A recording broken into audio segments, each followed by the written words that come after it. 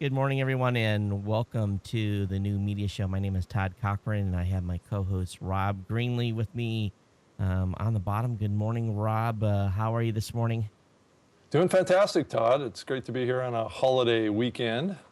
Yeah, absolutely, and we want to thank Elliot for taking time out of his Memorial Day weekend to spend a little time with us this morning and talk about things going on at the FCC and a couple of very hot topics that have been making the rounds recently. Good morning, Elliot. How are you?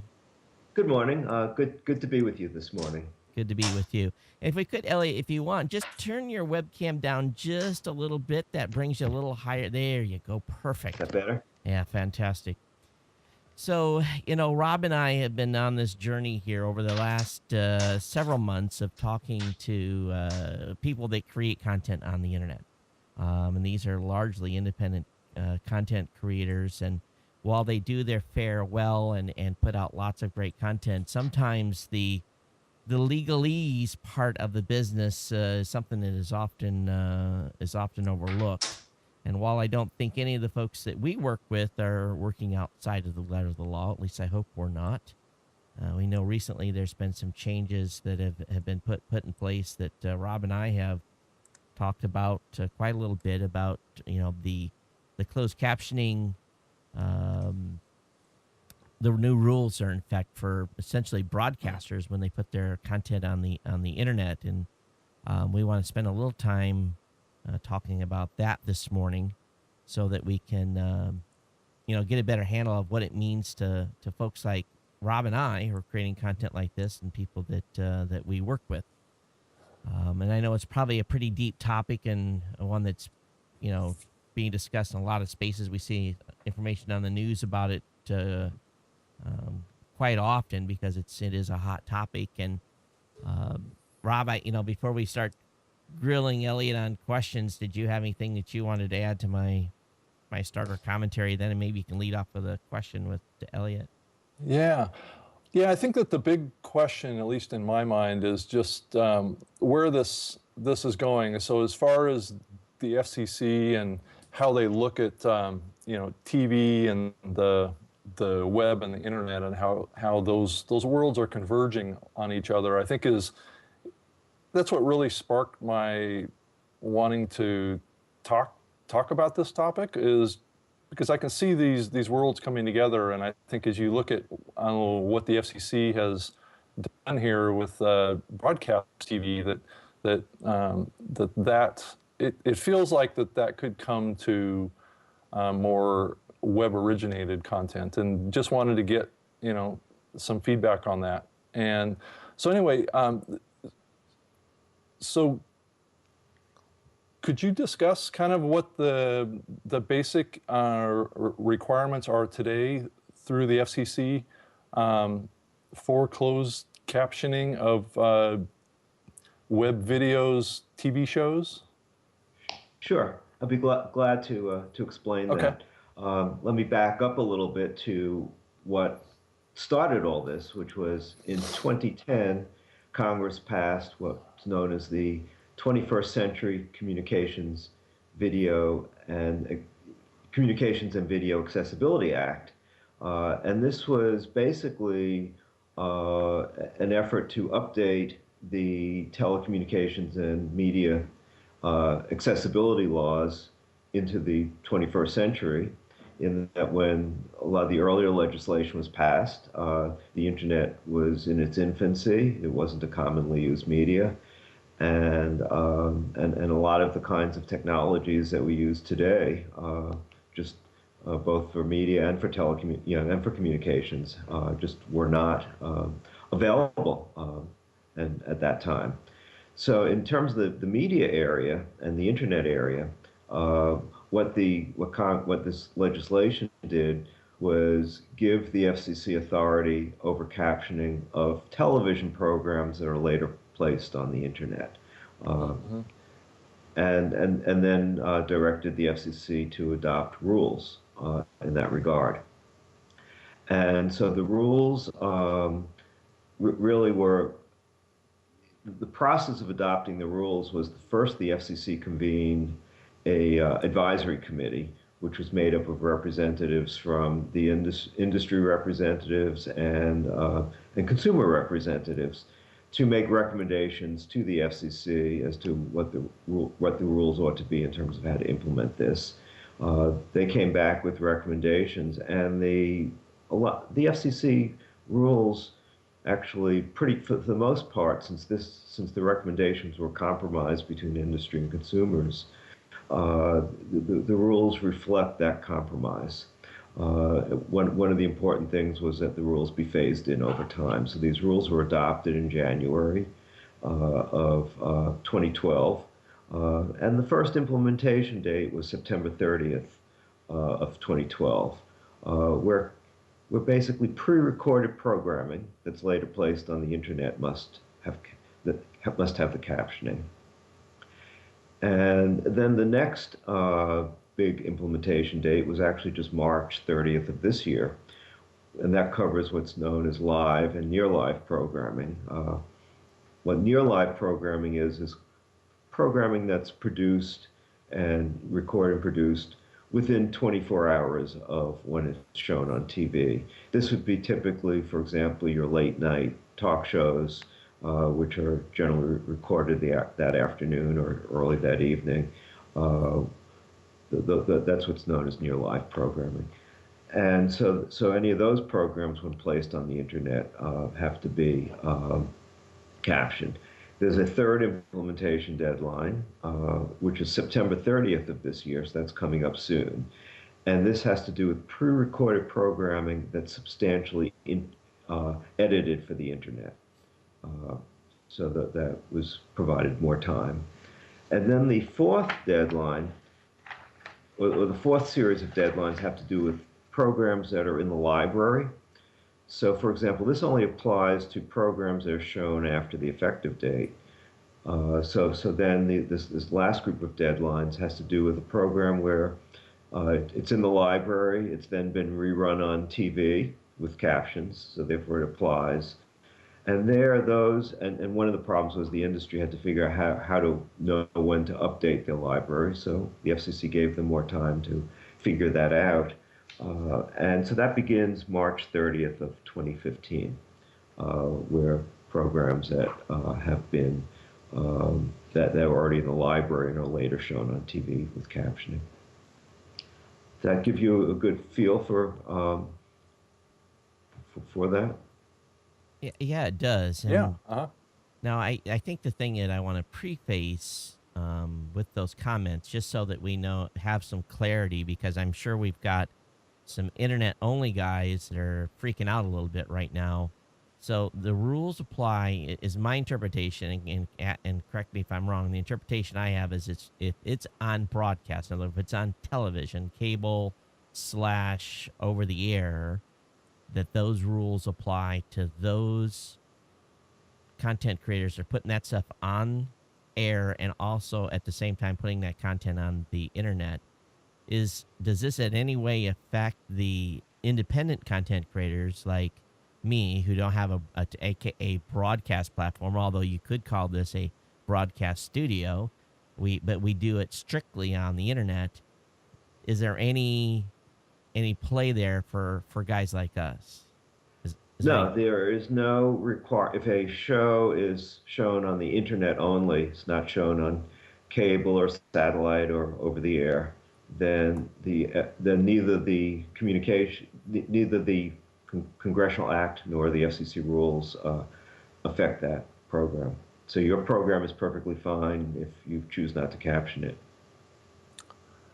So I've heard of a large broadcast network that has put out full episode TV shows in their video podcast feeds. And this is kind of where we get into this gray area, thinking about or needing to potentially take down all of their video podcasts because of the closed captioning requirements. That hasn't happened yet, but I'm just wondering, is there anything in the rules that allow for downloadable content that are full episode, or is it a strict restriction? And then also, How might a TV network actually deal with that? Because there presently isn't, in video podcasting, there presently isn't any way to, through some technology, have that closed captioning as part of a video download. So is there any clarity you can bring to that topic? Actually, these have been. You're talking about podcasts as opposed to live streaming. Well, it would be like, Yes. yeah, but it's definitely content that was made by the broadcast folks that did go out over cable and internet that is now downloadable content. And really there's a fine line there between downloadable and streaming, because later on today when I put this up available online, you could go to my website, click play, and while technically it's streaming, it's being served as a download, and that's really kind of how all so there's this that, like Rob said, there's that gray area there. I understand what happens when it comes to my device, but what happens when it's on the so there's a difference between a device and a web page. Right. Well, the major networks have all been able to comply with these requirements. The technology is there. It's really a matter of converting the caption files from a television format to an internet format, because the protocols and some of the technical protocols are a little different. But the programs have been, programs to do that conversion have been developed, and if you look at any of the TV shows that have been produced by the networks that are now on the internet that have been shown since, at least in terms of, for example, the pre-recorded shows are really most of this past season shows, because it's been since September 30th. You will see that they are. You'll see that they do have captions that can be turned on, and this is also true for movies. Amazon, for example, has gone beyond the FCC's rules and has decided to make captioning available on just about their entire library, even movies that have not been shown on TV before. Yeah, because the kind of more specifically, the podcast area doesn't have the closed captioning technology that's built into any of the players. So you have this this also applies to Apple's, the iTunes store and those kind of places. Just does not have any kind of technology that you can plug in closed captioning into and have it display in the player. So I guess my question gets back to is, if a content provider like that wanted to comply or needed to comply to these rules, would they need to maybe make a version of their podcast or something like that that has the text basically layered onto the downloadable video file? So would that be compliant with the rules? Oh, I think I understand your question. The question is being able to view it at the consumer end, not produce it. Correct. Not, yes. Right. Yeah. Okay. Well, there's two different sets of requirements. If, for example, you're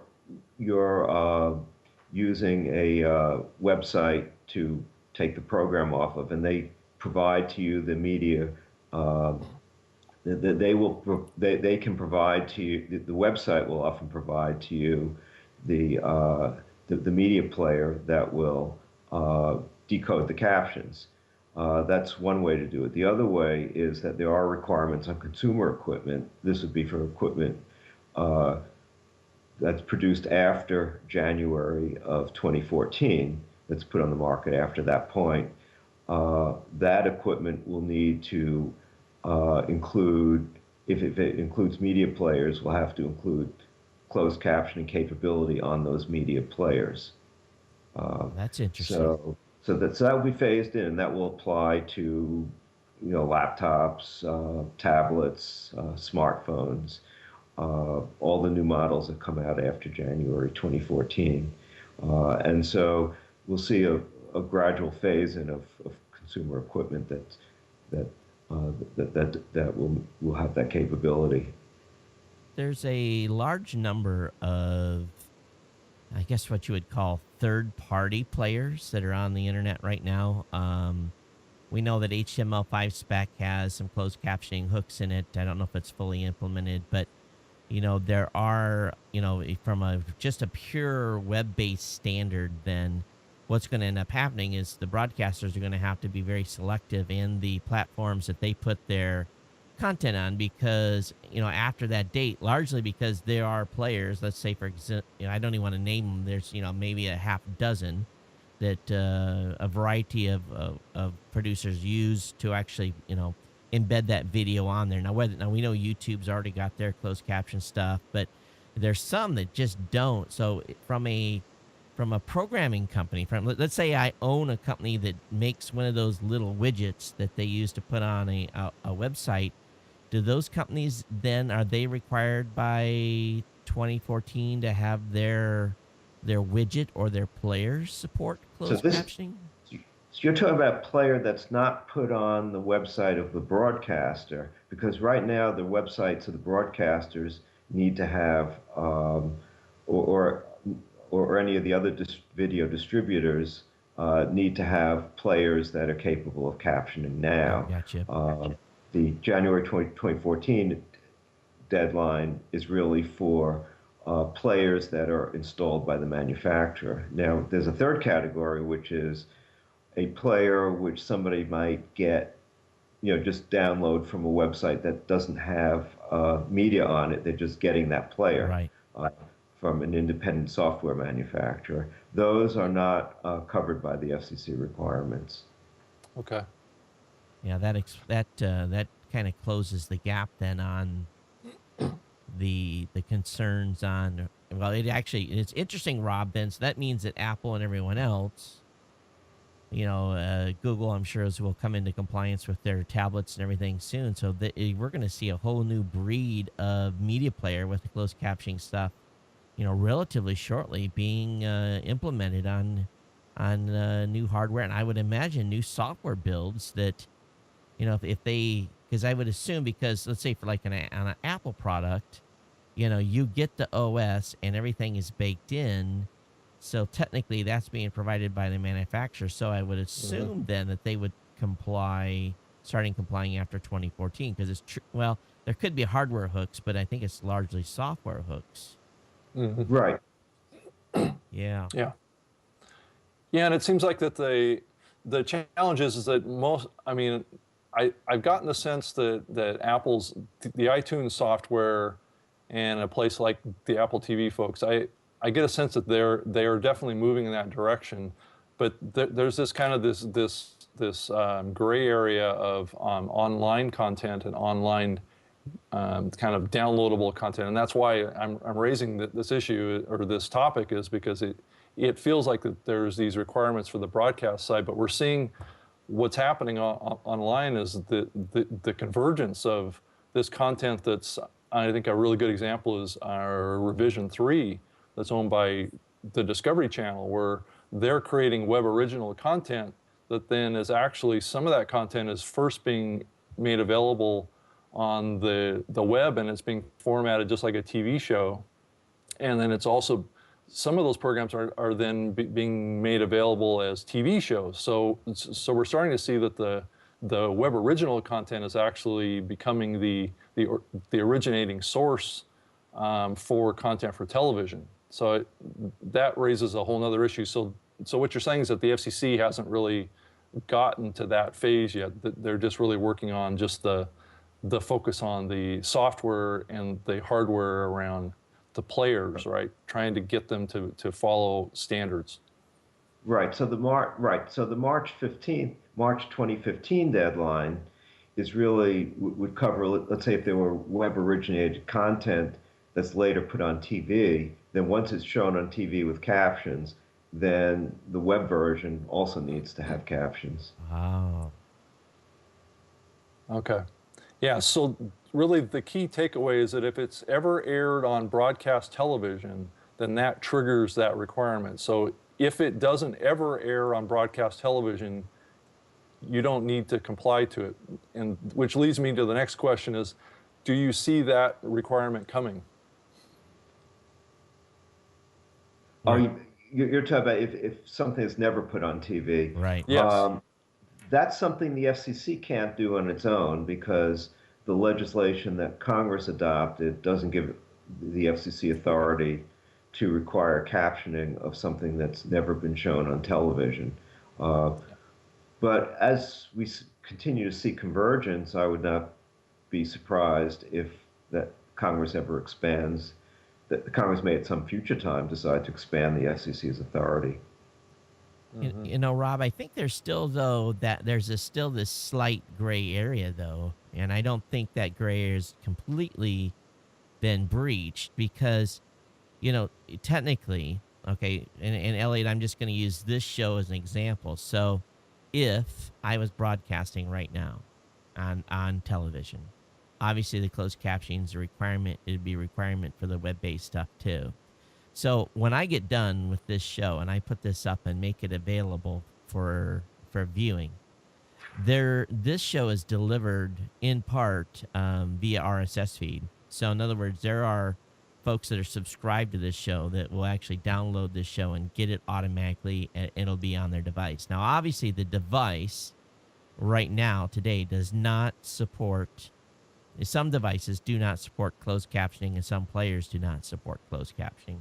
So even though that was broadcast, it was on the web and it had the closed captioning. But when I put it up and make it available for download and they download it to the device, to me, that, I think within the letter of the law, I would have to make sure that there would be a version that could be available that didn't have closed captioning. And I would have to have a second downloadable version that they could subscribe to that would have closed captioning in it.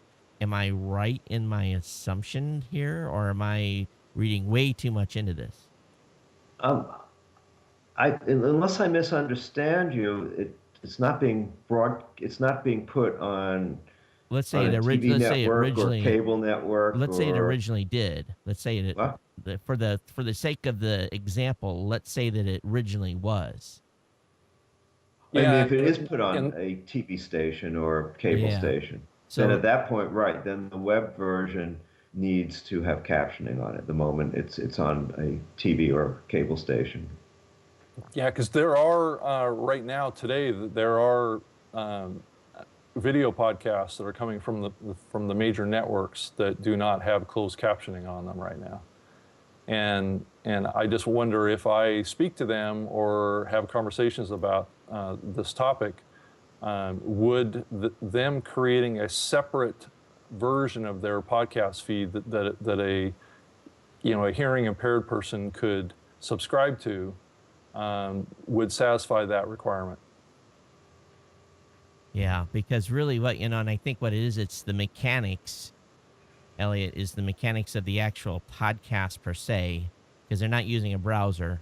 They're physically, basically Downloading the they're file. physically downloading the file to a device, and you can subscribe to that via iTunes or an RSS feed or the Zune Marketplace on the Windows Phone, BlackBerry. There's a dozen places people can subscribe to Sure. that content and then get it. So that downloadable version, to at least like Rob and I, and maybe we're opening a Pandora's box here, but to Rob's and I's knowledge, I don't see closed captioning being available on the downloadable media. So maybe they made a judgment call there and figured that the space is small enough that it's not going to be, come under scrutiny. But to me, I would be a little bit worried if I was a broadcaster and I had downloadable media that wasn't closed captioning compliant.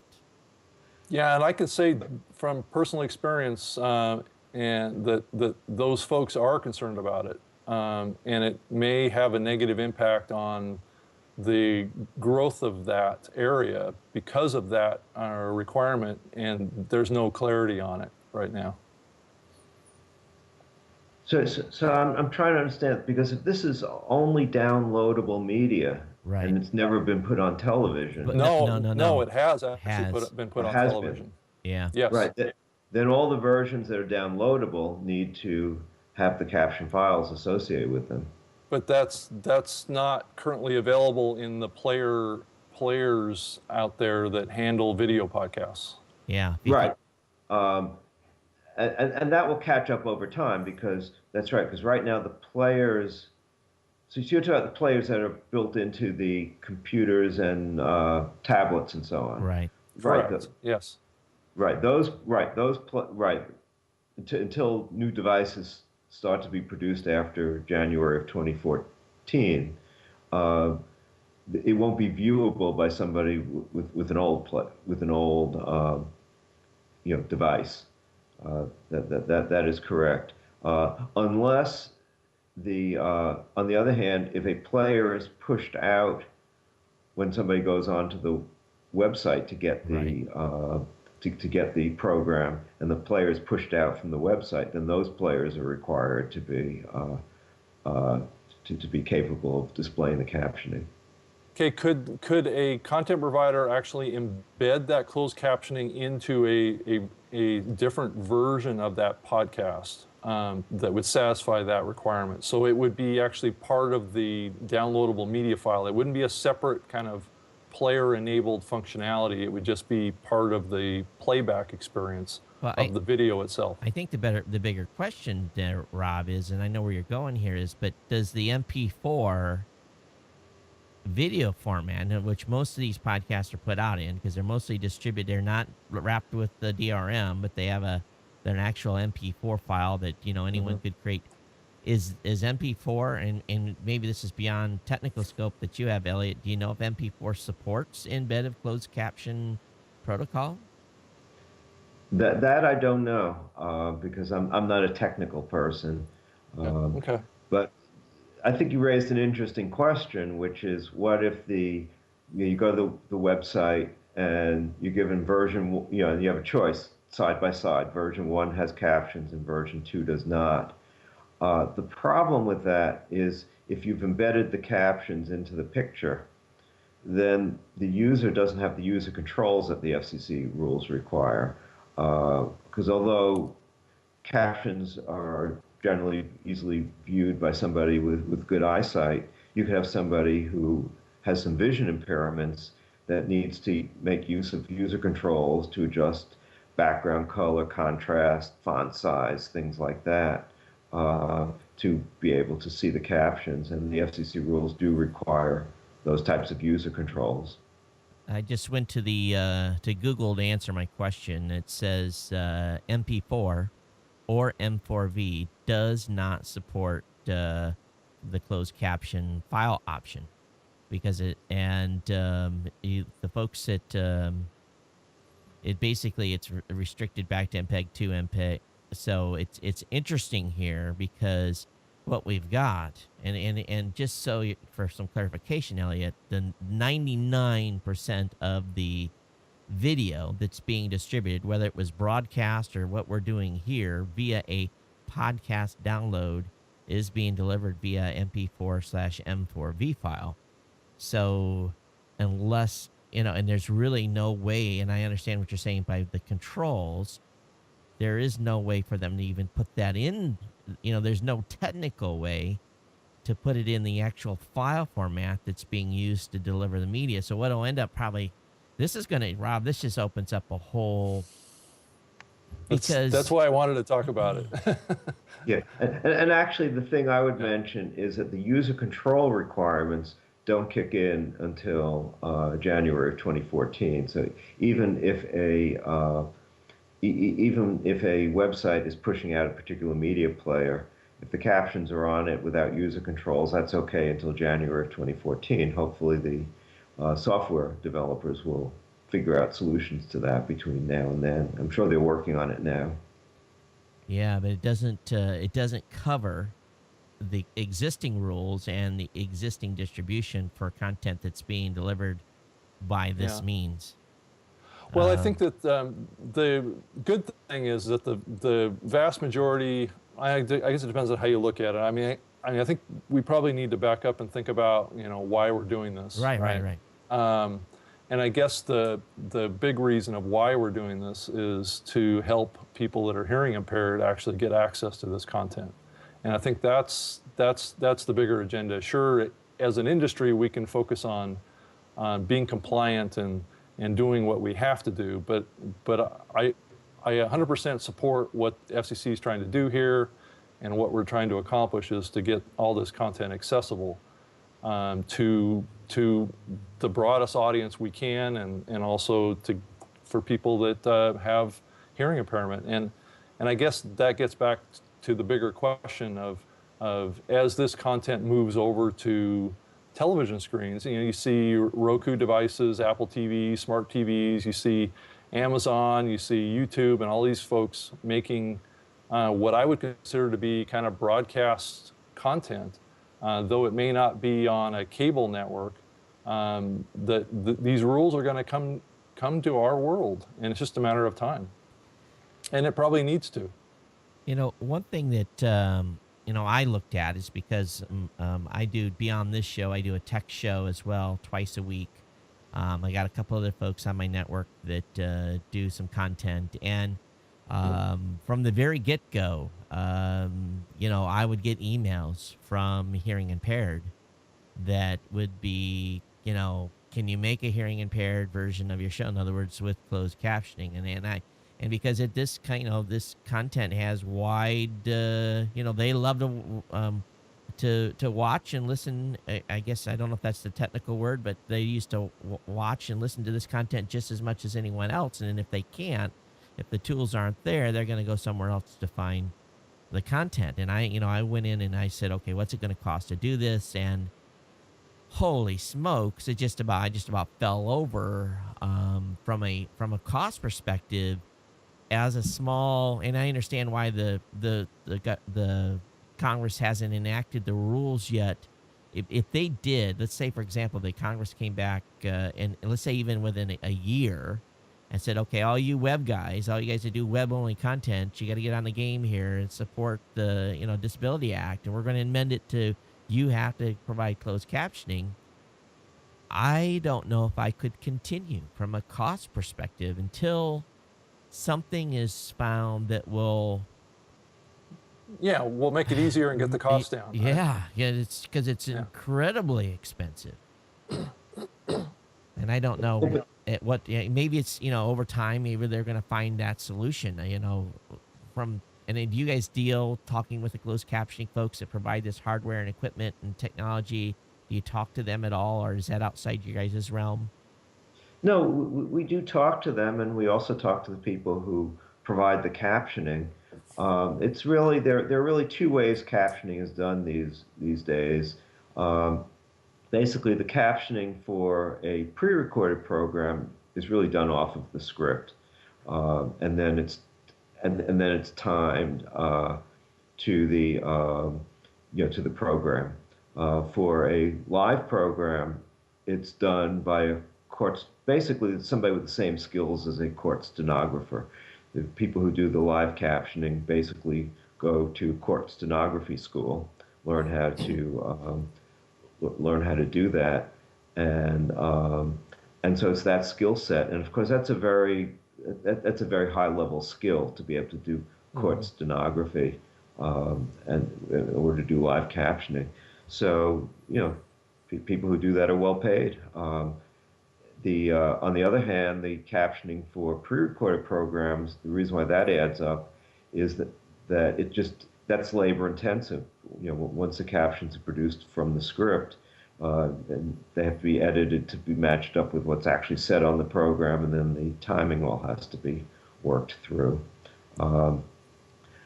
Google has developed a tool for, and I think you've probably all seen it on YouTube, where you can turn captioning on YouTube, and what that is, that's a voice recognition technology.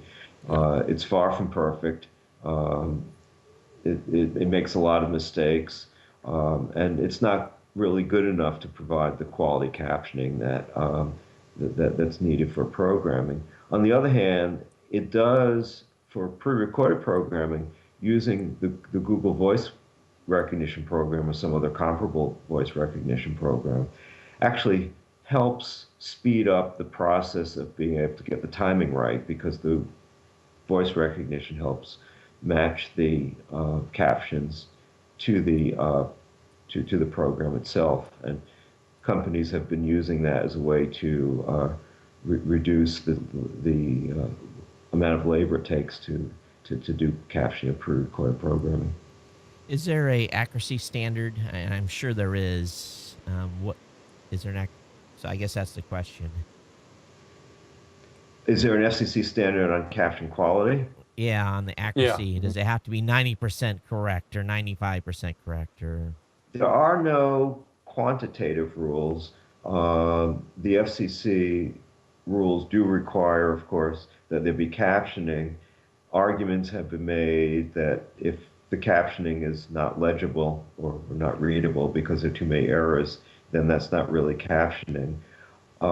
We have a proceeding pending right now, which would be to develop some qualitative standards for captioning. The initial FCC rules for captioning on television were, those rules are very old right now, and when they were first adopted, the focus was more in terms of how to phase in the captioning requirements and things like that, and there wasn't enough experience yet with captioning to understand, how to develop qualitative standards. But I would expect within the next year or so, the FCC will be adopting some qualitative rules uh, for for captioning. They probably won't have quantitative requirements as much as they'll, uh, but they will require there will be some qualitative quality standards. So I guess as you look into the future here, these voice recognition technologies are certainly getting better and better, and it may be possible, Todd, that we can have as part of our kind of encoding software the ability to audio capture and transcribe into text as part of doing a video encode. What I've done in the past is I've tested a variety of different voice recognition softwares. So if it's me just talking and I've trained the software, it's fine. It gets the accuracy is pretty good. Now all it's doing is really providing me a transcript. But as soon as I bring you and a guest in, and the software has not been trained for those voices, Yeah. which there's really no at this point. There's at least on the software that I can afford, has got have software that where you can set up 3 profiles to be used at the same time to kind of do dictation that you would expect. Like I said, that kind of the court stenographer type of thing. But so then it's okay. It's okay. So let's say I just do my own show and I capture the text. Then the actual technology of laying it in and meeting the standard that's a whole different ball game. And again, I'm at this while I understand the need. And until Congress says, guys like me have to do it, as much as I'd like to provide it, and believe me, I'd like to be able to provide it. Mm-hmm. Based on the dollars that we earn, because it's not the same type of scale as the multi-billion-dollar broadcast industry. Yeah. It just doesn't work financially, and I'm sure that there are some of these guys like Revision 3 that are probably struggling with this, and it probably doubles their production costs, considering their production costs are so low to begin with, and then the cost of laying this in. Well, I don't think that they're actually doing it yet, and I think that's the bigger question here, is that it's not a requirement that we as web content Right. providers have today, but the worry is, and also what should be done is the issue is making this content accessible to as many people as possible. The other question is, do you know what percentage of the population is considered to be, hearing impaired? I've heard a figure of somewhere around 30 million. Wow. This is people. These are people who are deaf or who have or who are hard of hearing. Okay. And a lot of people who have hearing disabilities are elderly people, because people do experience hearing loss as they get older. And I think as our population ages, as all of us who are baby boomers get older, I think we're going to see actually a higher percentage of people with with hearing loss. I think my wife would say I have a certain amount of hearing loss since we got married, so it's maybe that's more like under the term selective hearing or something. So. Yeah. Guys are notorious for being selective in their hearing, right? Oh, and and I believe me, I've got fans of my show that are blind, and they obviously can hear the show, so that's not an issue. But I do get emails from time to time from hearing impaired folks that are like, I want to be able to enjoy your content, but I can't, and it makes me feel bad. But it's you're torn because you want to be able to support these people, Yeah, and you because want them to be fans, right? 30 million people is a lot of people. That's just in the U.S. too. I mean, you start thinking about globally, Yeah. and online media is a global medium. You could be talking about 500 million people. Right. I don't know. True. Yeah, it's true. I mean, one thing that hopefully that the future will bring is that voice recognition technology keeps getting better and better. I mean, we're not there yet, but if a point comes where voice recognition technology becomes accurate, even with even with a voice that has not been trained to, then that would make a huge difference. And certain languages, voice recognition technology works better than other languages. English seems to be more problematic than in some other languages. Interesting. Yeah. And I think the closed captioning folks are going to, the folks that provide the hardware, it's to their benefit to improve their hardware. And let's hopefully it can be hardware based. It's to their benefit to improve their hardware so that 2, 3, 4, 5 years down the line, when the technology is advancing, that they're able to say, "Here, Todd, here's a box. It's going to cost you X thousands of dollars, and hopefully it's not tens of thousands of dollars, but X of thousands of dollars that you can put in your pipeline. That when you're doing video, and this is really how the only way it's going to happen for folks that are like me creating stuff, where I can buy a hardware solution that I can stick in a rack."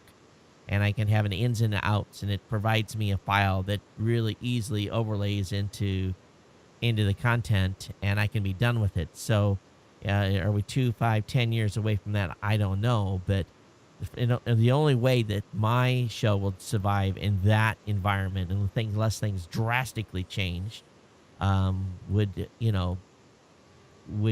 it to be a hardware solution. Because I've priced the human solution, and Well, Todd, it could also just be a software client that just plugs into your video encoder. right, That's all I'm thinking it would probably wind up being. it could be, but to do voice recognition takes a certain level of sophistication, and I just don't know if Well, and processing power. So you're going to have to have it probably a dedicated computer that just does that, right? Right. Well, hopefully that will be developed. Yeah, 'Cause that would solve a lot of problems for a lot of people in terms of then it would make it possible for shows like yours to be captioned at a reasonable expense. So would the FCC work with the manufacturers that make equipment like this and software providers to give them kind of a heads up that something like this may be coming, that they need to have a solution for people, or how does that process work? Well, right now, without any congressional legislation giving the FCC jurisdiction over the matter, the FCC can't do anything from a legal perspective. On the other hand, I mean, we do keep in touch with the manufacturers, and for example, the people from Google come in and visit us from time to time, talk to us about what they're up to, and they are, I know Google, for one company, is working on improving its voice recognition technology. I mean, it's put on YouTube the best technology it has, but they recognize it needs to be improved. And I think and that's really part of the FCC's outreach mission is to keep in touch with the industry, so that to encourage the industry to move in certain directions, and obviously the ability to do better captioning at less cost is certainly a trend which we encourage. Rob, if you think about it, with YouTube getting 100 hours of new content every minute or whatever their stat is, they have no choice but to figure out this solution. And they, if anybody's going to figure it out, they are. And, with a budget and revenues coming in billions, not millions or not thousands, with billions of dollars, they can, hopefully Yeah. they'll throw enough resources. It's going to take a company like Google to figure it out. Because if they don't, over time, the public and Congress won't stand for it. There's gonna, the hammer will fall at some point. The question is, when is the hammer going to fall? And so they're going Well, and to have to stay ahead of it. Yeah, and I think probably you're relying on Google to come up with the solution. The problem that we run into in the technology sector is that everybody wants to create their own proprietary technology, and sure, it may work great on YouTube, but what about the rest of the world that wants to create online content that isn't on YouTube? It's a way to, if the FCC passes a rule saying that this has to be done, and the only place that you can publish video content that's compliant with the FCC rules is YouTube, then guess what? Everybody uses YouTube. Yeah, but if I don't think until I think Congress, well, maybe they're not reasonable. The way they've been acting recently, they're not that reasonable. But if they ever become reasonable and understand, and I'm sure that anything like this there'll be hearings that'll lead up to it, and decisions and implementation rates and all that stuff, just like what's been done now with the current rules. So, I can breathe a little bit of a sigh of relief, but I know it's coming, and we'll just have to keep an eye out. How was I guess if you look in retrospect, Elliot, and go back and from when you guys said, okay, Congress has changed the law, here's what the implementation is, how it was industry, of course, they had no choice. They had to get on board. Did they come smiling or did they come dragging their feet? They did both. Some players were smiling and some were dragging their feet. It depends upon whom. I mean, the legislation itself was really a work of compromise. Congressional committee members met with consumers and industry, tried to adopt something which they concluded was feasible in terms of implementation. So far, the FCC has been able to implement it. The Congress gave the FCC a series of deadlines. We are near the end of that first round of deadlines, of various aspects that need of the legislation that need to be implemented. The last of the major deadlines is October of this year, where the FCC has to come up with regulations this is a TV regulation for TV cable, on user interfaces and program guides to make sure that they are accessible to people who are blind or visually impaired. That will be the last major deadlines, and then there are still other aspects of the legislation that still need implementation.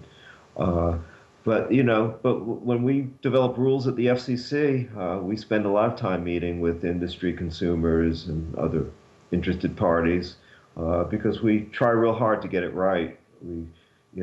The goal, of course, being in the Disability Rights Office, is to achieve, is to have devices and programs be accessible.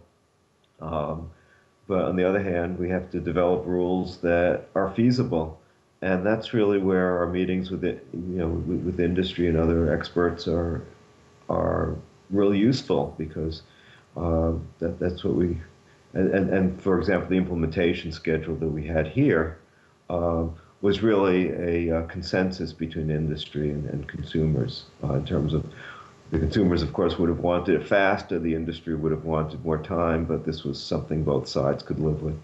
How does the United States compare to other countries? Are we leading? Are we behind? Where, as from the aspect of the rest of the world, where do we fall out? Generally, on issues of disabilities, the United States is ahead of the rest of the world. Um, the UN adopted a convention on disabilities. It was modeled after the Americans with Disabilities Act. Unfortunately, it was brought up in Congress, in the Senate this past year. This was back in 2012. It was one of the last things brought on before the old Congress. It takes 2/3 vote to adopt it. It fell a little bit short of 2/3. Not with it. It obviously had bipartisan support because a number of, um, you know, most Democrats and a number of Republicans did support it. Dick Lugar is one of the last things he did in Congress was really trying to convince his enough of his Republican colleagues to vote for it so that it would be adopted. Bob Dole came to visit the Senate floor on the day of the vote to try and encourage the Congress to vote on it. But really, the U.S. has really looked at it as a model on this. And in fact, for the past year or so, there have been a series of conferences called M-enabling conferences that have been going on in different places around the world. The first one and the last one are at the FCC, are in Washington, and the FCC will be participating at the one in Washington. And when we had the first one a couple of years ago, really the people from other countries were really looking to see what was going on here. Well, it's an interesting time. One of the folks in the chat room said Google Voice Recognition, they need help. Some of the stuff they translate from a message left on my Google number, he's basically says completely hysterical. Another comment was the ADA must definitely be twisting the FCC's legislature's ears, which obviously they are to get this stuff moved, and it's understandable. Another commenter in the chat room said, this is hard to watch. The nanny state is doing its best to kill another growth industry. But I think here we have to understand that, if you are a person with a disability, This is an important issue. Your retrospect on this is 100% 180 out of that, and I respect. I have family members that have disabilities, and I have several family members that this affects. So to them, this is a very important issue, and it's an interesting discussion point at family reunions and that kind of stuff. So believe me, it's almost we're racing ahead with this great digital age, and the folks that are disabled have it's Kinda being getting caught left up. behind. They're getting left behind. Yeah. So So I'm in 100% agreement. I think we as an industry is online only content needs to be compliant with this at some point. I guess what's concerning to me is what the process is going to be, and is it going to be something that we get included in that process, and when it happens and how it happens, or does it happen just to us and it just gets thrown at us and it causes a major disruption in the growth and the development of this new emerging kind of media space. in Elliot, as you guys move forward, and let's say Congress does come back in a few years and makes an adjustment to the Disabilities Act again to include this type of content, keep Rob and I's email addresses, and we definitely are connected to a lot of the big players in our space per se, and I'm sure we would have people willing to come and talk with you folks, and I'm sure it'll be all over the news, but we will see where this leads down the road. Rob, have you got any additional questions for Elliot? Yeah, I think he wanted to mention go ahead. some stuff about the advanced communication services aspects of the FCC's stuff around kind of video conferencing stuff. I don't know if you could expand a little bit on that. Sure. I could mention another aspect of the what we call the CVAA, the Communications and Video Accessibility Okay. Act, um, dealt with what are called advanced communication services, and those included, and there are several aspects to that. That was an important piece, and for example, it requires that. Web browsers built into mobile telephones are accessible to people who are blind and visually impaired. The FCC adopted regulations implementing that aspect of the law just maybe about a month ago, and those take effect in October. A lot of web browsers on mobile phones already are accessible. I mean, um, you know, but both Apple and Android web browsers already meet our criteria, and others will have to come into compliance. Uh, Another aspect is that what are, there are different kinds of what we call advanced communication services. One is electronic messaging, which would be email, text messaging, IM, uh, those things. The FCC adopted regulations back in October of uh, 20 October of 2011, adopting those requirements, and those requirements kick in October of this year. Gave the industry 2 years to implement our requirements. Uh, and which means also that all those different kinds of media will need to be primarily accessible to people who are blind and visually impaired. There are and another aspect to that is what's called interoperable video conferencing service. On that, we haven't adopted specific regulations yet. Uh, we've asked for more comment on from industry and consumers on what is meant by interoperable video conferencing. If you make a Skype call, for example, since we're on Skype, I'll use them Yeah. as an example. Skype users can Skype with each other, but I couldn't use my Skype to call FaceTime or Meetup. So we don't really have interoperable video conferencing yet. And what we're trying, and the law doesn't require that video conferencing be interoperable, but that when it does become interoperable, then the FCC needs to adopt regulations to make sure that that is accessible to people with disabilities. And so we're still trying to get, the FCC staff, we're still trying to get our arms wrapped around that to try and understand, what needs to be done and what interoperability actually means. So would that mean that the closed captioning would need to come to Skype and FaceTime and those type of kind of video conferencing environments? That's not clear at this point. I mean, because it's something where it's an ongoing proceeding. We haven't quite figured this out yet, so to speak. And and one of the questions we've asked people to comment on is, what does accessibility mean in terms of interoperable video conferencing? So we're trying to understand that problem, and on that one it'll probably be a little while before we develop regulations on that particular aspect. So would the regulations on that be something that would probably be a part of any discussions that around the topic that we've been talking about, which is the kind of web original video content? I mean, do you see a time like in the next couple of years that the Congress would start looking at this stuff? Is there any discussion about that? Yeah, it's really two different types of media, whether it be video conferencing or web content, web video content, and those really looked at differently in the current in the current act that that we're implementing.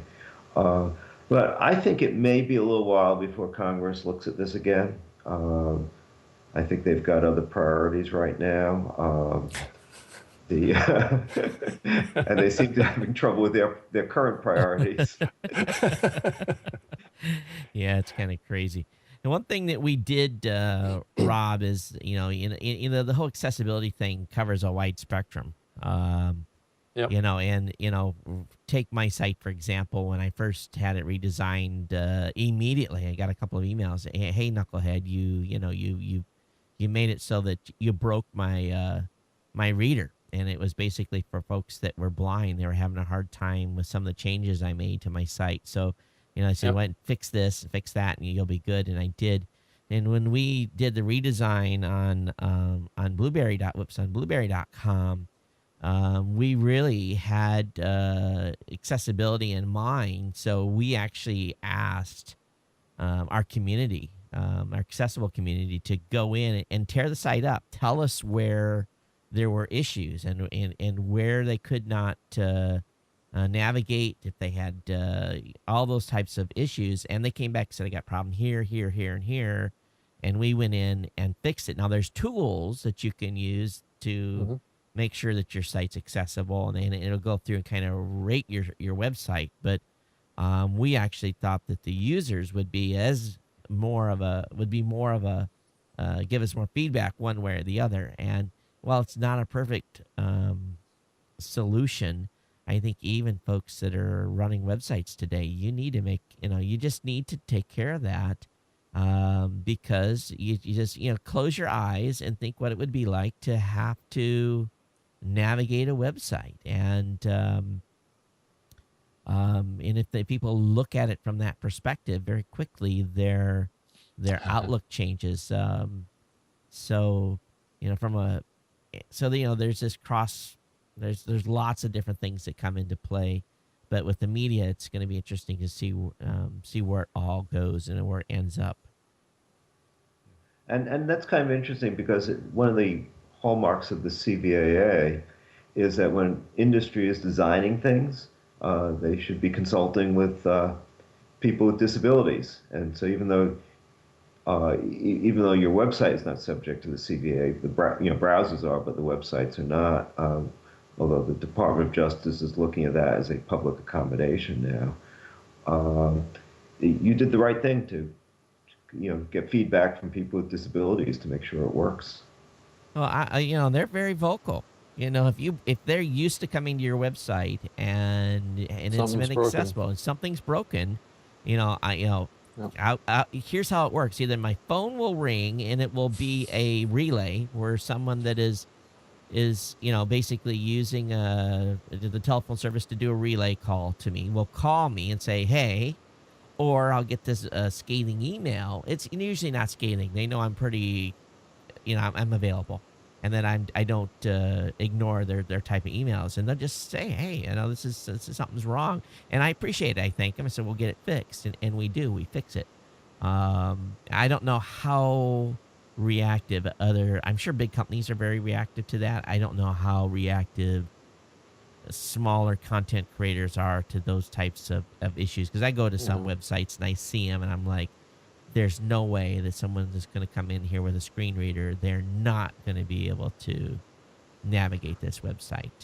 They just use stuff in this website that it just won't work. So, but that's a whole nother topic, probably a whole nother show. We've already been at this about almost an hour, or a little over an hour at this point live. Rob, anything else? Or Elliot, did you have anything else you wanted to share today? No, I just want to thank you for the opportunity to be on your show. I enjoyed it, and thank you very much. Well, go ahead, Rob. I just said, thank you for coming on and bringing a lot of clarity to this topic. It's been really good, and I hope that this conversation was a two-way benefit, and you can take back our concerns back to the FCC, and if there's anything that we can do to help on this, please let us know. Okay, no, I appreciate the concerns you've expressed, because that's always useful input. Yeah, and I think that quite frankly, based on what I've heard today, there, in my opinion, at this point, there's no gray. It's black and white the way it's supposed to be. But I think that there is, for a lack of a better term, there are some issues still, and Yeah. and I don't know if that's gonna. I think the only way it's gonna get fixed is the hardware manufacturers and the software folks are going to have to, and luckily that this 2014 rule is in place, so there'll have to be some changes done. But there's definitely, at least in my opinion, there's a little bit of, there's still some issues Yeah. out there. You see the same thing, Rob? Yeah, I think so too. I'm really concerned about these large broadcasters that are involved in video podcasting that are Yeah. not compliant with this, and I don't know that they understand or they totally get maybe what their options might be. I would hate for them to take down all their content just because of a misunderstanding of what their options are. So I think that's the big takeaway for me, is that there is this kind of gray area with broadcasters that are involved in downloadable video content that is not compliant with what you're talking about. Yeah. And there is no understanding on either side of what the path forward is. And I think that's, I think the rules are clear. I just think Yeah. that the mechanisms, in at least technology one are instance, behind. are behind. Yeah. Yeah, and it's not because I don't think they want to. It's just because technically I don't think they can. Yeah, and like I've said, my worry is that these broadcasters are going to take the content down, which is going to make it less accessible to people on portable devices, and it's less published out on a more open platform. Because the danger of this is that this stuff gets all put behind very proprietary platforms and apps and things like that, and it's not as accessible in a general sense either to a global audience or people that want access to this content for free. Because oftentimes this broadcast content is ad-free too, which is unusual these days. And Ellie, just so that you're, you don't walk away wondering what we're thinking. It's purely the podcast portion. It's the downloadable media Yeah. that's going into devices. And even though the devices may not technically support, the media still has to at this point. So, that is where. What's the path for them Yeah. to be able to keep putting that content out? Without maybe the possibility of getting in trouble with the FCC. I think the 2014 hardware implementation will go a long ways to fix it, but it doesn't. I still see problems because I know how the media is being created. Yeah. Right. Well, there's certainly content out there right now that people can't access, and accessible content, but that people can't access it because their devices can't, and that we realize is part of the implementation process, because the hardware is behind is behind where the content is. But I think we're going to, with all the new models of equipment that start coming out in 2014, I think we're going to see a big change there. Rob, one thing too that we forget to mention is that there are many ways to watch content. So where this small niche of way that people are getting content may not be accessible yet, at least these folks are putting it online in other accessible methods. So it's not it's not completely non-accessible. Cut off, You're right. But it's just this one wicket where there's an issue right now. So well, and if you look at it from the bigger perspective, I mean, we are talking about most of the largest broadcast networks out there. I shouldn't say most, I'd say a lot of them are putting out full episode TV shows into their podcast feeds, a lot more than I think a lot of people realize. And it's guys, from NBC, CNBC, the Smithsonian Channel, the Science Channel, Speed Channel. I mean, you just go through the list of folks that are doing this, and none of those programs that are being put out have any kind of layered closed captioning options. And I don't see that capability coming anytime soon. Well, I think the only way it's going to happen is if Apple and Microsoft and those companies, when they figure out their solution in 2014, put some additional hooks in, because it's standard. The closed captioning standard is well defined. It's basically a mumble jumble text standard. It's not Yeah. like it's complicated, but it's well defined. So long as Yeah. they implement that standard, we're going to have to figure out how to plug it in. I think that's very, relatively simple from a meta standpoint. I'm getting down in the weeds here. From a meta standpoint, it's relatively simple to plug in. Hmm. It just what will happen is they'll probably get two pieces of content. They'll get the downloadable content, and they'll get the accessible content. And they may not be completely packaged together, but I think there is a way to do the delivery mechanism that allow it to be compliant. But I think companies like mine that will have to look at how to make sure we work with S- everyone else s- to make sure it gets So one question though is if those content providers, if those big networks are making this available online in a way that does give the option of closed captioning in like off of their website or other places online, um, just because they're putting it out as a video podcast, do they have to take down the video podcast if they're making it available in a web delivered environment that has closed captioning? Does that keep them compliant? in. In other words, if one supports it and another doesn't, are they still out of compliance?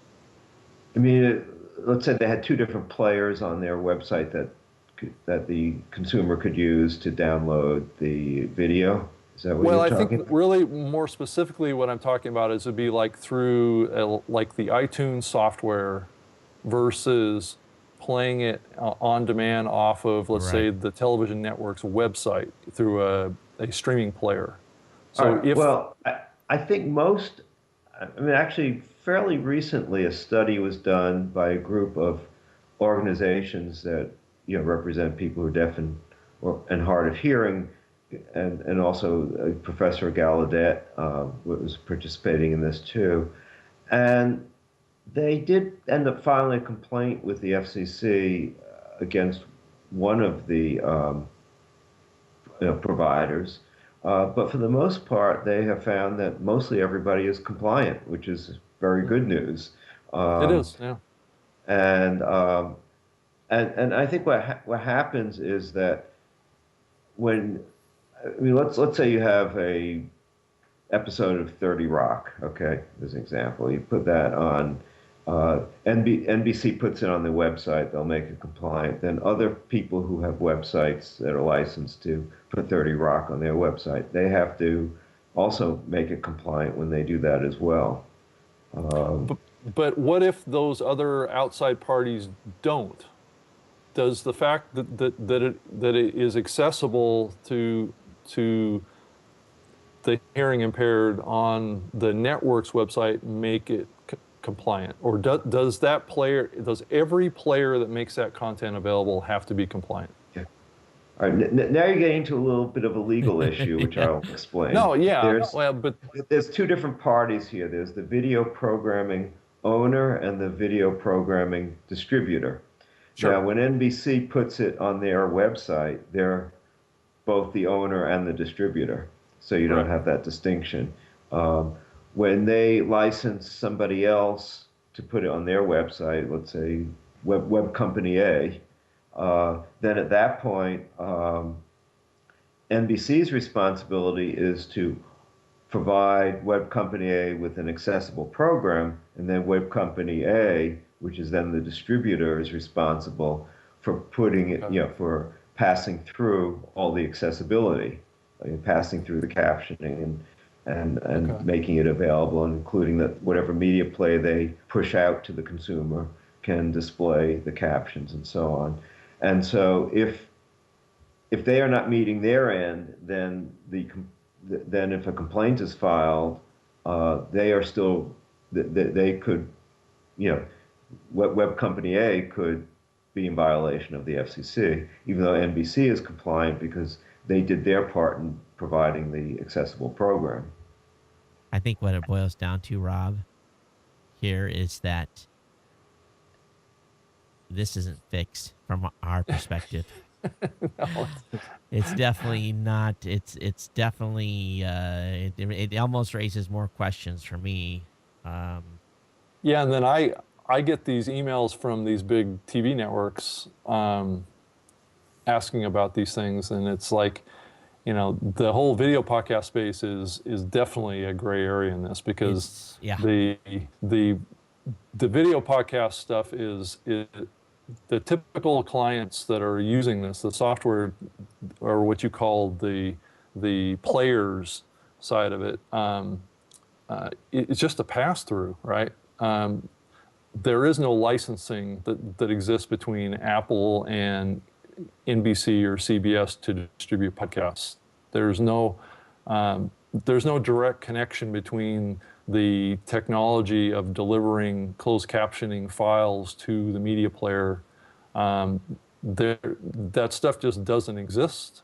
So I guess if the responsibility is the broadcaster, right, because there is no licensing of the player, then the broadcaster needs to be the one to take responsibility for this, which leads me back to my original assumption, is that they need to create a version of their podcast that has that closed captioning layered on top of the video. but there's CC1, CC2, CC3. There's different formats of closed captioning. So Yeah, exactly.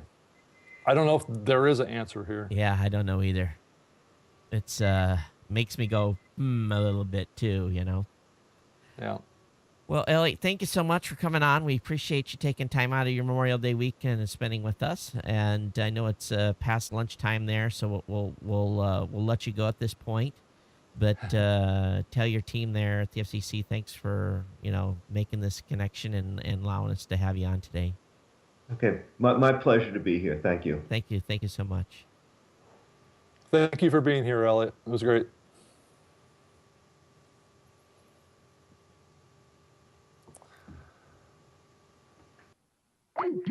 Ah, Oh, yeah. Wow. I think I don't know. I'm sure we've left. I'm sure he may come back with questions to you because. Have I opened a Pandora's Yes, box have we here? opened? Yeah.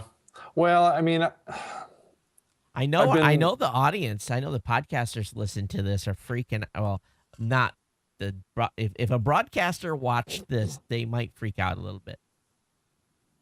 well, it's happening. I mean, it's going on. I mean, I hate to say it, but this is going on, and it needs to be talked about, because we could see a lot of that content that's been kind of propping up the video podcast space go away. Yeah. And when a lot of that content goes away, podcasting very quickly is going to become primarily an audio medium at that point. I think and it's too bad that Apple or someone else that wouldn't come on and talk about this. I don't think they. First of all, they just don't do too many interviews. But it would be, the question is, do we send Apple an email, or do we send Microsoft an email and say, hey, what are you doing here? I'm sure they're getting these types of inquiries. Well, you're getting them. Is that going up the chain of command? Yeah, I mean, there's been discussions at Microsoft about closed captioning. Yeah, it's not a untalked about area. I know that on the TV and movie side, it's been an important discussion for years now. The whole podcasting side, they're like going, You're right. it's not a big priority, but I just want to get some clarity and get some understanding of where that gray area is. Oh, there's no gray. We're not in compliance, or at least they are not in compliance. Well, yeah, I think this is only applicable, and I need to be very clear about this. This is only applicable to broadcast network video podcasts, right? Where they're taking a full episode of NBC Nightly News or, the Anderson Cooper show from CNN, or a variety of other video podcasts out there from CNBC or whatever, and putting those out there as a full episode video podcast. But again, And they could come back and say the player on the iPad or on the Android or the Windows 8 doesn't support it. They could they could throw that back at if the FCC says you're not compliant. Well, they're going to say how. And if they say, because they can say how at this point. Well, I think that those broadcast networks have the ability probably to be compliant, and that's the bigger issue. But what exactly does that look like? And I guess that's what I was trying to get out of this conversation today is, do they need to create a second feed that has some sort of overlay of the closed captioning to be compliant with this, so we don't see that content all going away? Well, that's the only option they have right now. It is. Yeah. Hey, there's a new guest. Hey, we're doing cat stuff. But the more I think about it, I was looking at the most recent update to the iTunes namespace spec, and I do believe that I saw in there something about closed captioning. Yeah, there is some stuff in there. I don't know if you can pull that up quickly on the screen or not. Let's see if I can find it. iTunes podcast spec. All right, here's a spec. Let me see if I can, in this document, find closed caption. Okay, so it's called iTunes. The tag, the XML tag is iTunes is closed captioned. Now let me see if I can find the next instance.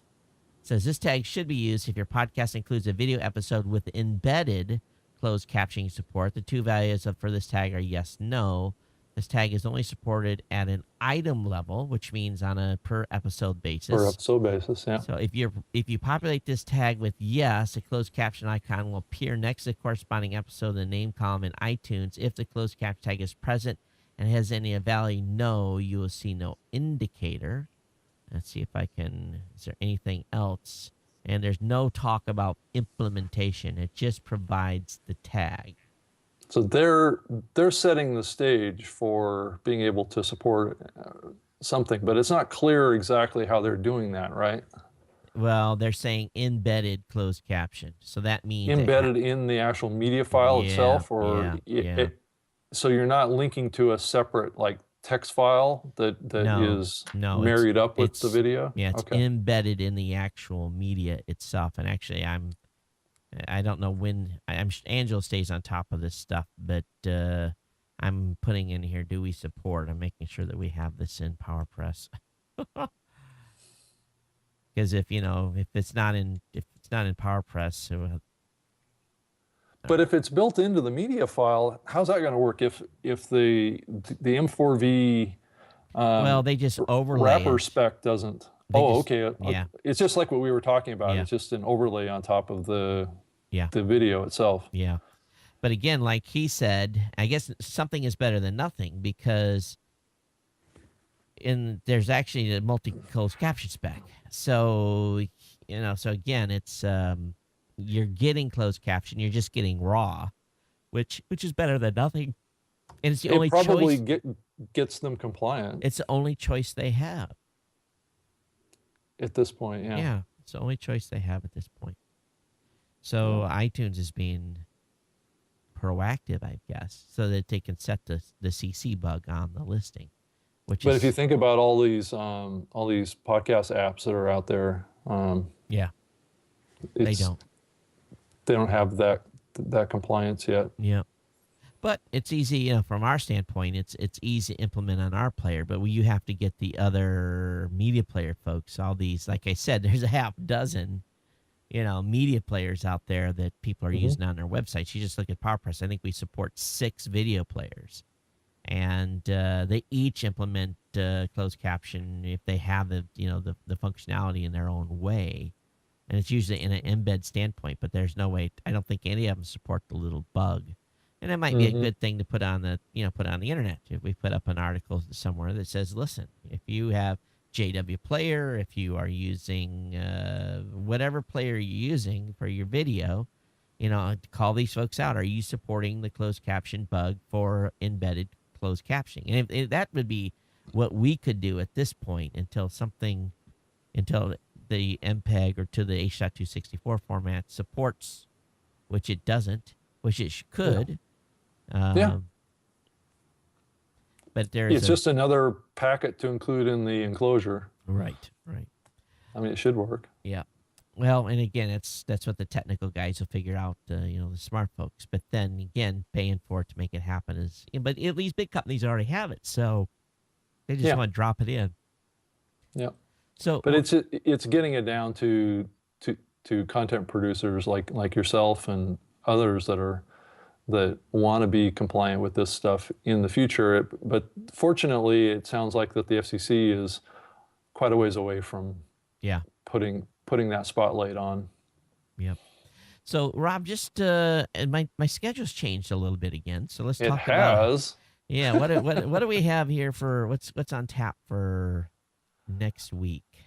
I have set right now June 1st with Dan Rayburn, who's the vice president of streamingmedia.com. He actually just is going to be wrapping up here Streaming Media East. Fantastic. That'd be great to have him on. Dan was going to come in. He's he goes way back. I mean, he's been in the space as long as I have in running streamingmedia.com. Actually, back in the mid 2000s, he and I did the streaming media show together, and that was hosted on my servers, and so I've been working off and on with Dan. I've been a speaker at the streamingmedia.com or at the Streaming Media West conference a few times. So it'd be great to get his perspective on what's going on, and certainly this closed captioning issue would be an important one to raise with him too. So what's on tap for June 8th? June 8th, I have Amber Lawson, who's the president and chairman of the IAWB. Oh, on tap. That day is going to be a problem. Okay. Well, I'm sure she's probably fairly flexible. Are you able to do it like on Sunday? Yeah, I can do it on the 9th. Okay. But I can ping her about that. Okay. I will not. I'll be flying back to Honolulu on the 8th. I was, it's been crazy. My schedule just keeps getting pushed out. Yeah, well, I understand. Sure.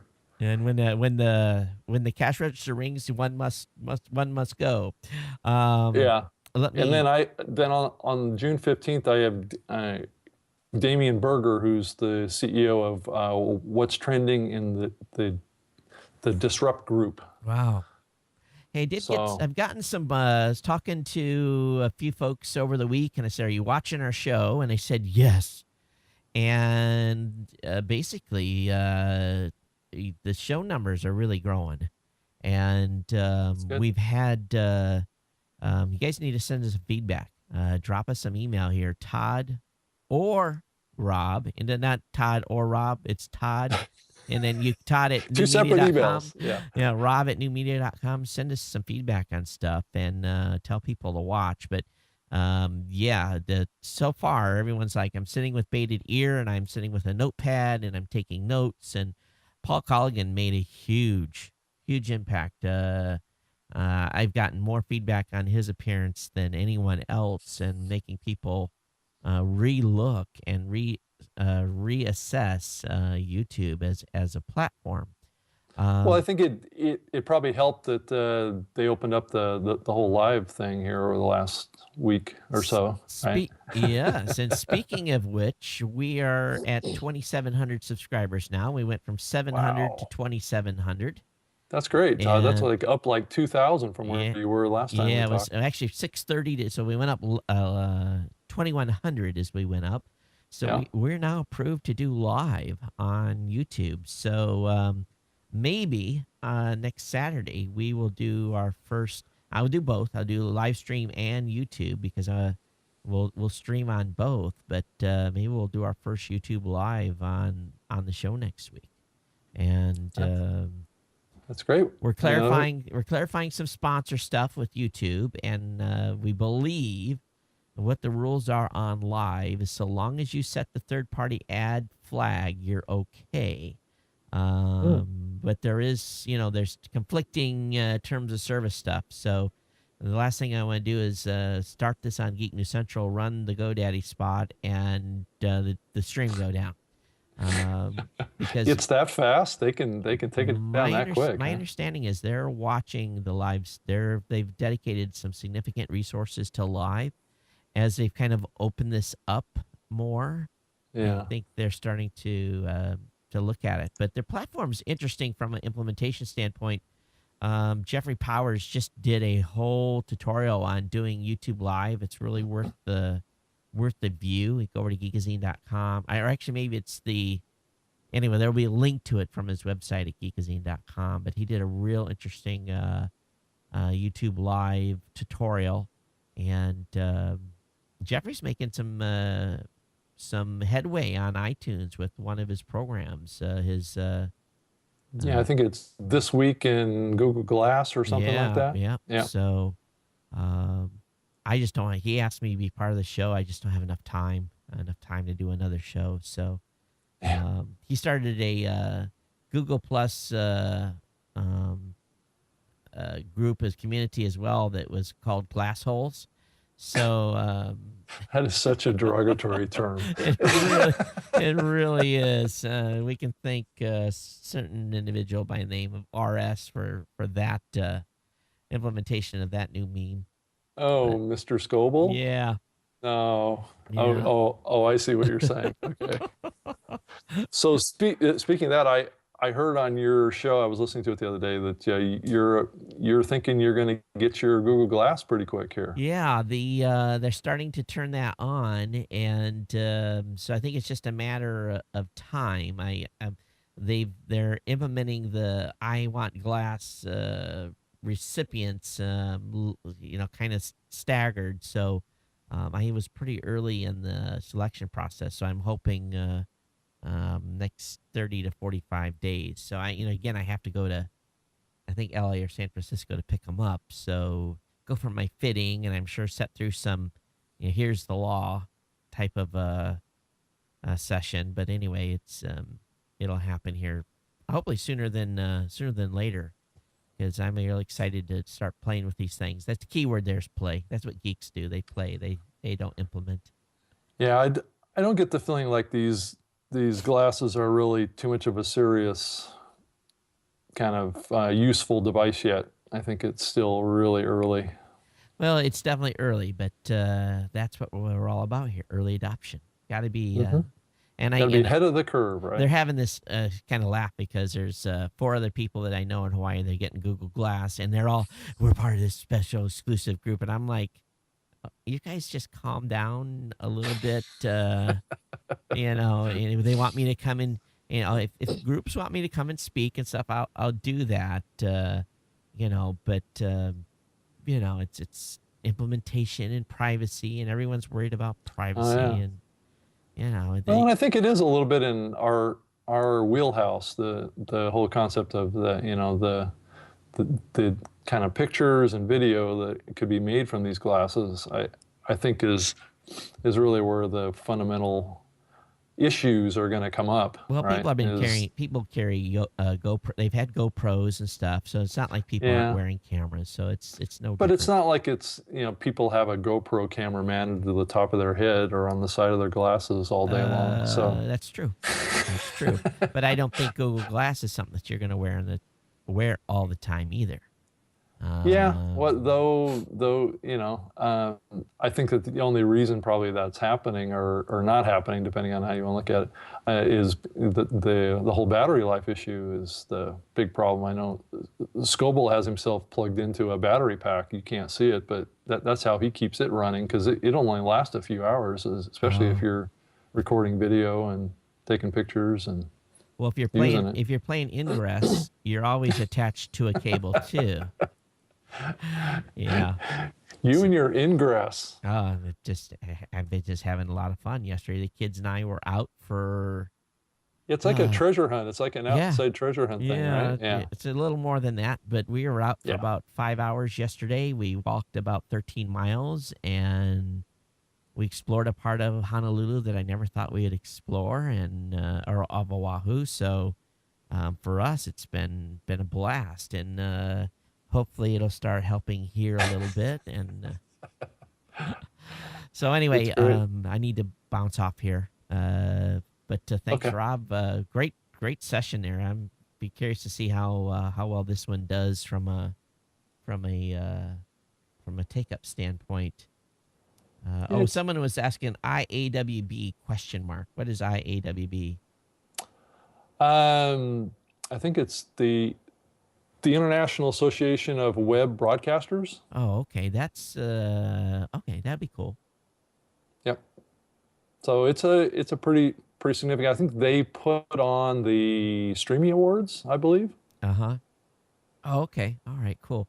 Someone Yep. says Hawaii would be a great place to play Ingress. Are you and your son? Yeah, both my kids are playing. Both my daughter and my son. My son a little more enthusiastically than my daughter, but um, he's leveling up. I'm level 8, so I'm helping them level. These certain levels you have to achieve, and my daughter's just shy of 4, and my son is just shy of 5. So, but big gaps in between those two. They don't get to play as much as I do. So, all right, Rob. All right, Thanks. Todd. Hey, we'll see you next time. Everyone in the audience, thanks for being here, and I'm glad and we're going to work on the audio level now that we have the audio solved. At least it appears to be solved. It was good throughout the entire show. Let's knock on wood that is behind us. Everyone take care, and we'll see you next time. Thanks for being here. Bye. Aloha.